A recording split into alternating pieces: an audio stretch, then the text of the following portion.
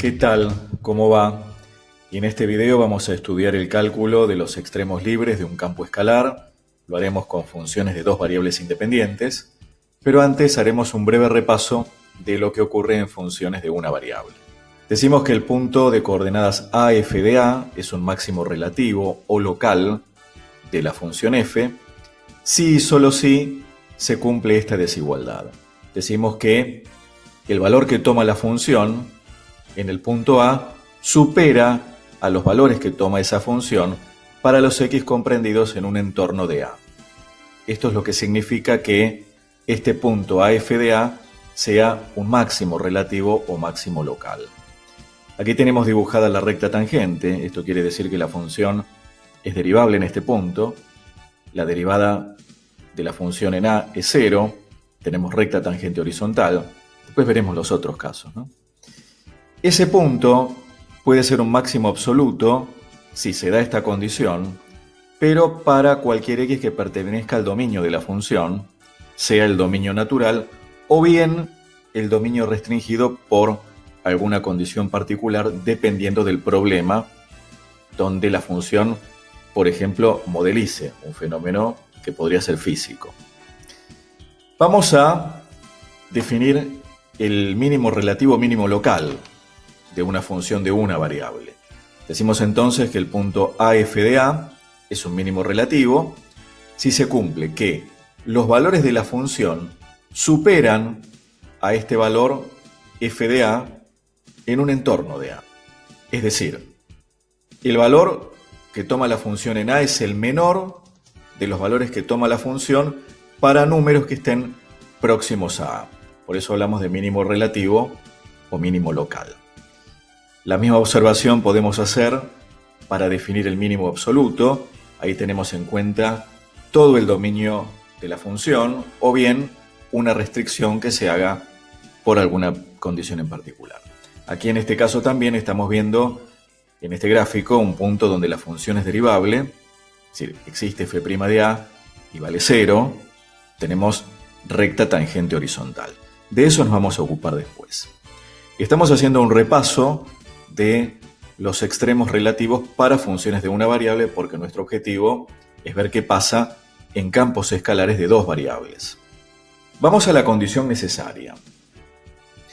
Cuando se estudiaron funciones de una variable, poníamos como condición encontrar aquellos puntos que anulan la derivada primera. Esos puntos van a ser los que nos dan la recta tangente horizontal, o sea, en los puntos donde se anula la primera derivada, la recta tangente resulta horizontal. Es condición necesaria pero no suficiente. Ahora vamos a ver algún ejemplo. También consideramos como puntos críticos los valores de x en los cuales no está definida la función derivada. Los puntos críticos son posibles extremos. Por eso estamos hablando de condición necesaria pero no suficiente. Vamos a ejemplos. Si tenemos la función módulo o valor absoluto, este es un punto crítico porque en el origen de coordenadas esta función no es derivable y sin embargo aquí tenemos un mínimo. Lo que hacemos es observar el comportamiento de la función en un entorno de ese punto. Vamos a otro ejemplo, ya estudiados por otra parte en análisis 1. Por ejemplo, esta función, x a la 2/3. Si quieren aquí colocamos un menos, es lo mismo. En el origen de coordenadas tenemos un máximo relativo, también va a ser absoluto, pero eso no importa por ahora.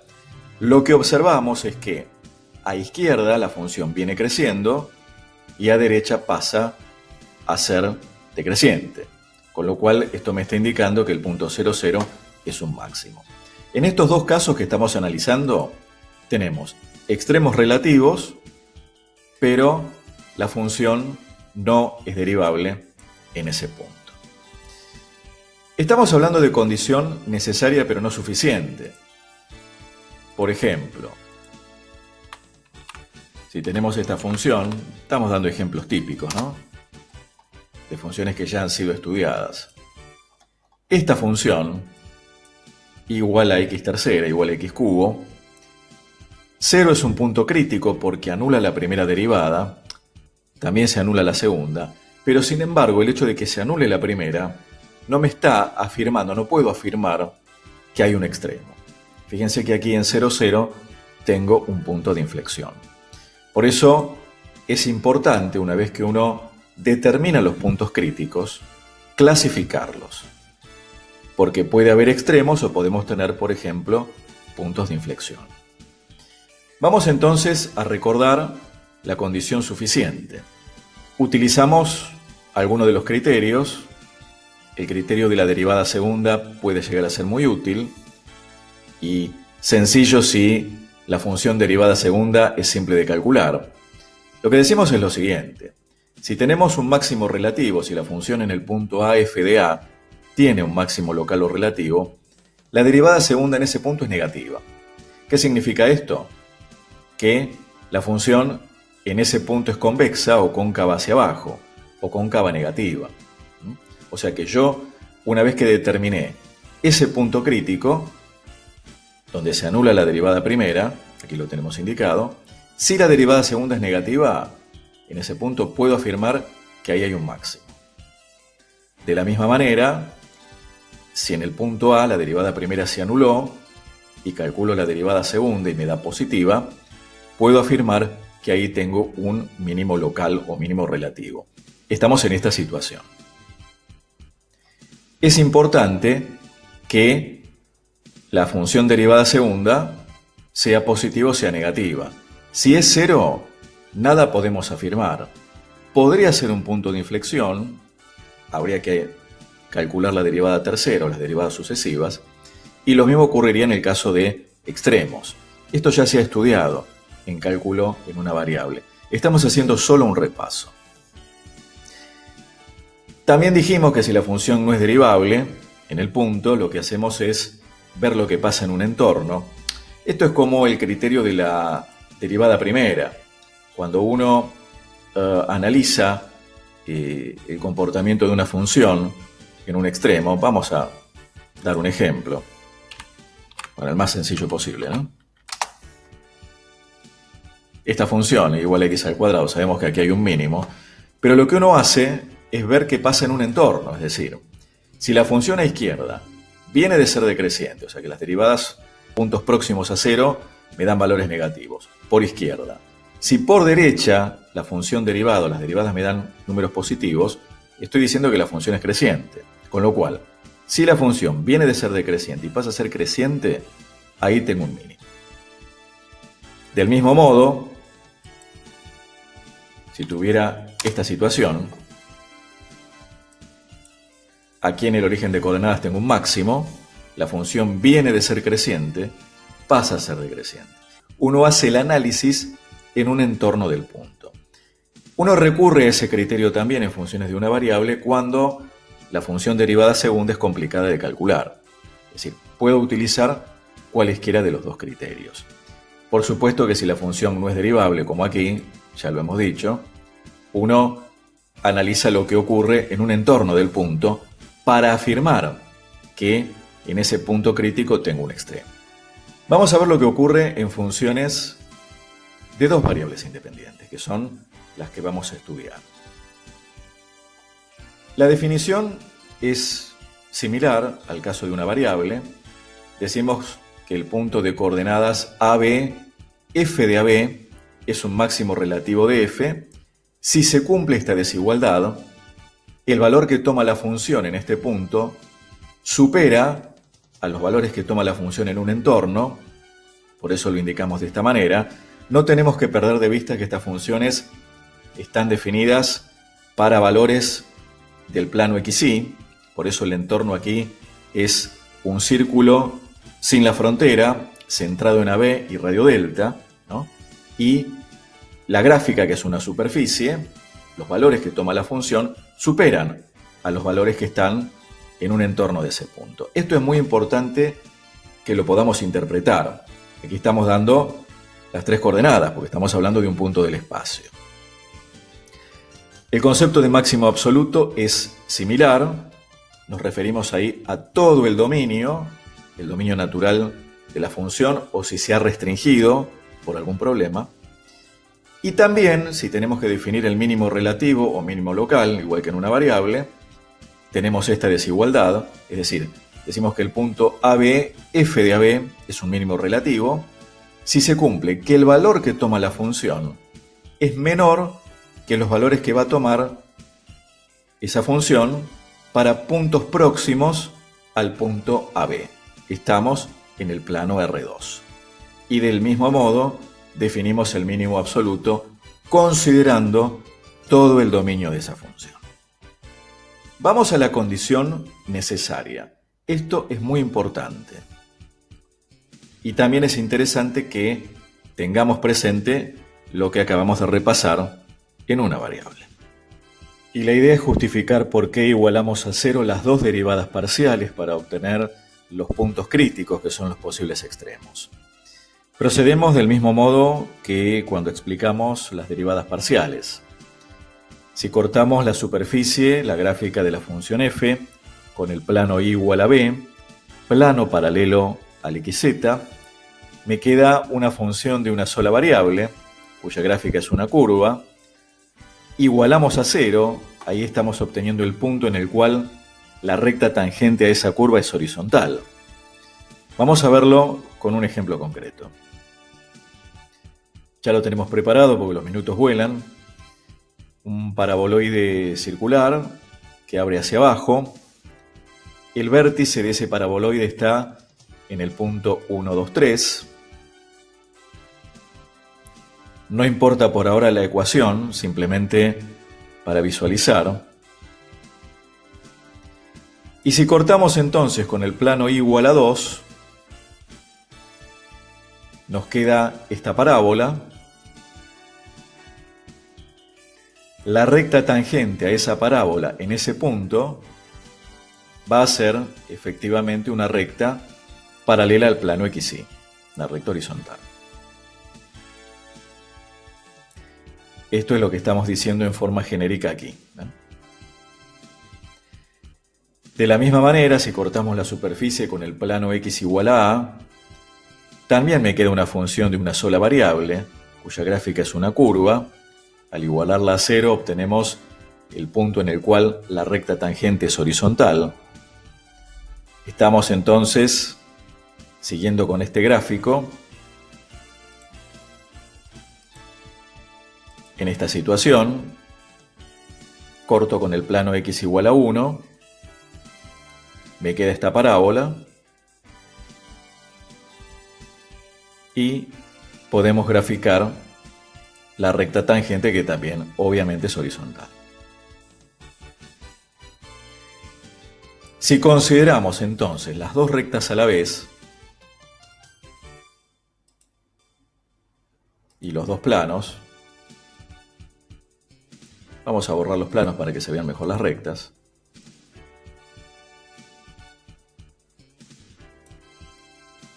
Tenemos este plano que incluye las dos rectas. Ese es el plano tangente que resulta paralelo al plano XY. Es un plano tangente horizontal. Es decir, ya estamos viendo que la condición necesaria para la existencia de un extremo me está hablando de un plano tangente horizontal. Igual que la recta tangente horizontal para las funciones de una variable. Estamos hablando de condición necesaria pero no suficiente. Porque podría ocurrir, como veremos, que ese plano atraviese la superficie.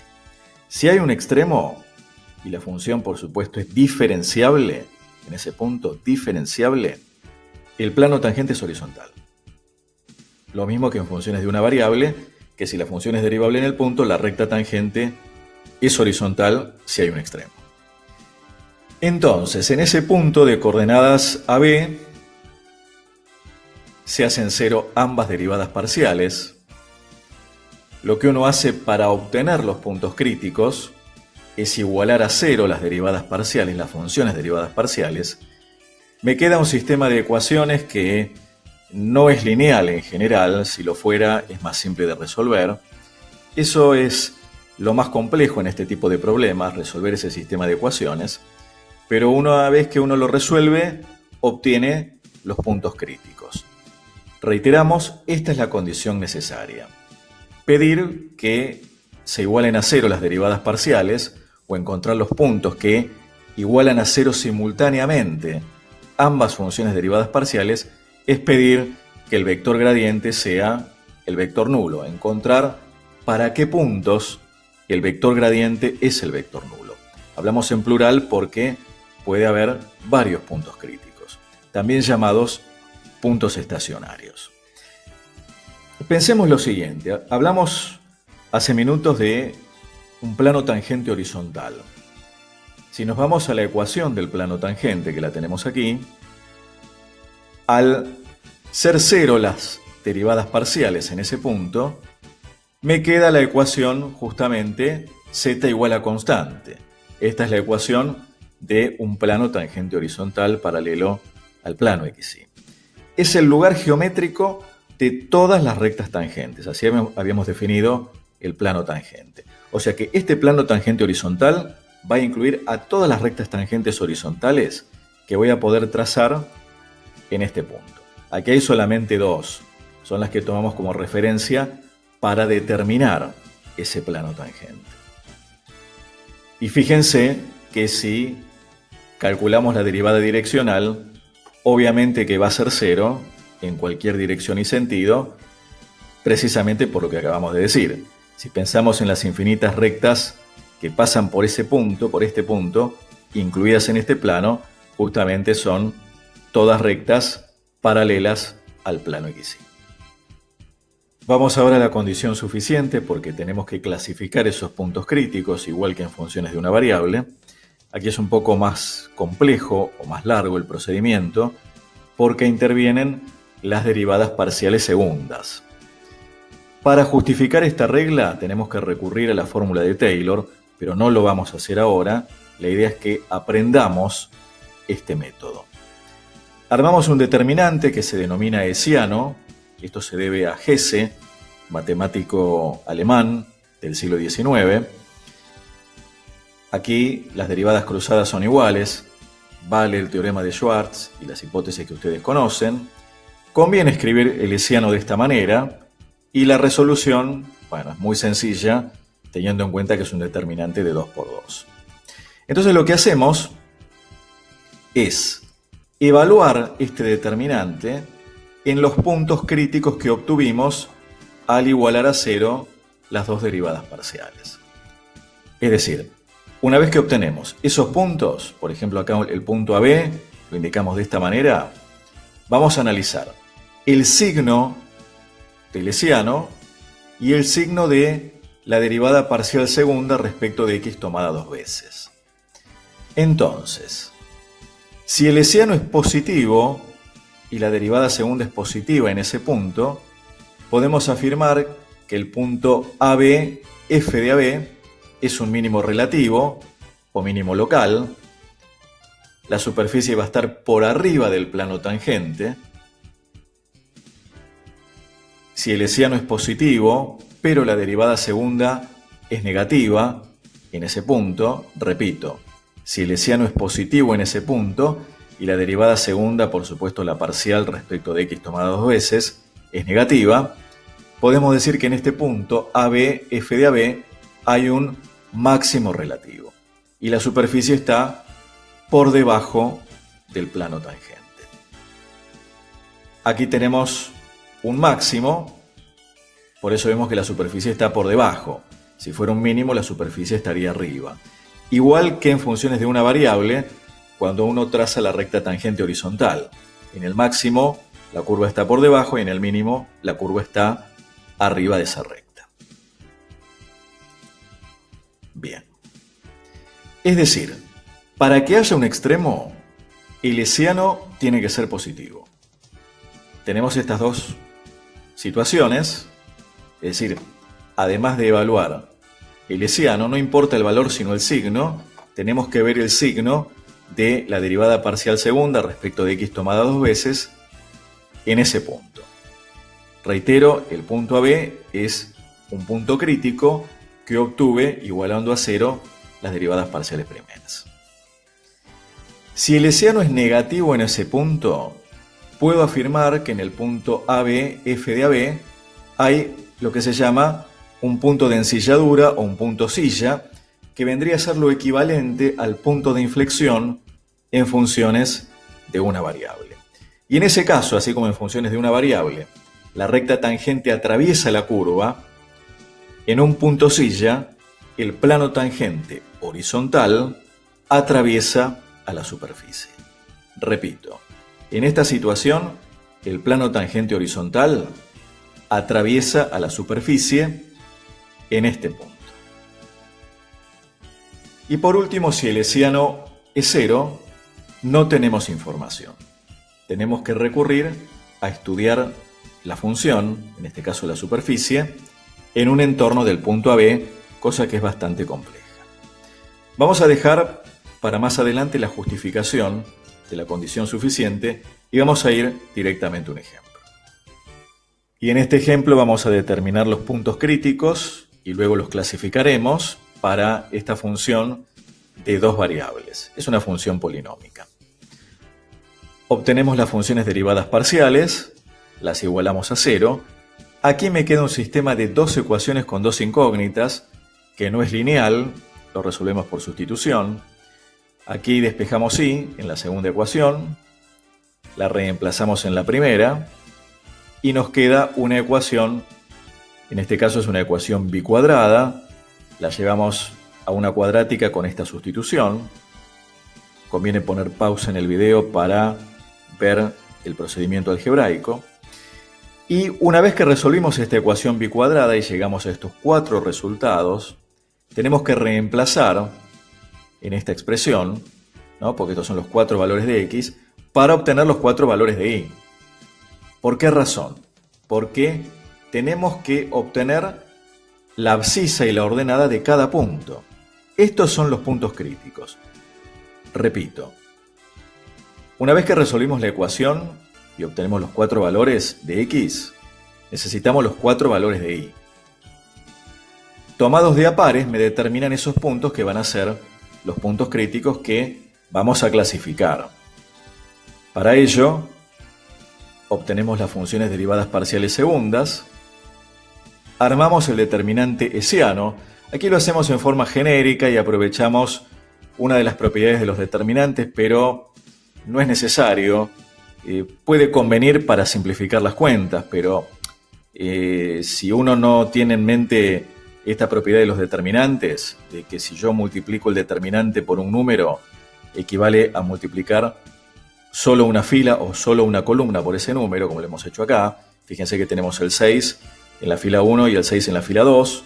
Me queda 6 por 6 por este determinante. Sí, repito, si no tenemos en cuenta, no recordamos esta propiedad, armamos el determinante para cada uno de los puntos críticos y lo resolvemos. Procedimos de esta manera solamente porque nos resultó conveniente a los efectos de no hacer tantas cuentas. Bueno, tomamos el primero de los puntos críticos, que es el 2, 1. Calculo el determinante hesiano en ese punto, con esta expresión. Recordemos que lo que importa es el signo, no el valor. En este caso es positivo. Evalúo la función derivada segunda en ese mismo punto. También importa el signo, también es positiva. Esto me está indicando que el punto 2, 1 y el valor que toma la función en 2, 1 va a ser un mínimo relativo. Estamos en esta situación que describimos aquí hace un rato. Hesiano positivo, la derivada segunda respecto de x tomada dos veces, positiva, por supuesto, evaluados en ese punto, ¿no? En el punto en el cual estamos, el punto que queremos clasificar. Bien, vamos al punto siguiente, al punto menos 2, menos 1. Del mismo modo, calculamos el hesiano, me da positivo. Calculamos la derivada segunda respecto de x tomada dos veces, me da un valor negativo. Esto me está indicando que tengo un máximo relativo. Estamos en esta condición que describimos al principio, hesiano positivo, la derivada parcial segunda respecto de x tomada 2 veces negativa, en el punto, esto me está indicando que hay un máximo relativo. Vemos lo que ocurre en el tercer punto que obtuvimos, el punto 1, 2. Aquí está. Aquí el hesiano es negativo. Ya con esta información sé que este es un punto silla o punto de ensilladura. Es importante que indiquemos las 3 coordenadas porque estamos hablando de un punto del espacio. Y en el cuarto punto crítico que hallamos, que es el punto -1, -2, también evaluamos el hesiano, da negativo, o sea que aquí tenemos efectivamente otro punto silla. Y en el siguiente video desarrollaremos otros ejemplos, justificaremos la condición suficiente también, pero es muy importante que vayan al libro, lean la teoría, vean los ejemplos resueltos, se pongan a resolver y hagan las consultas. Hasta el próximo video. Chao.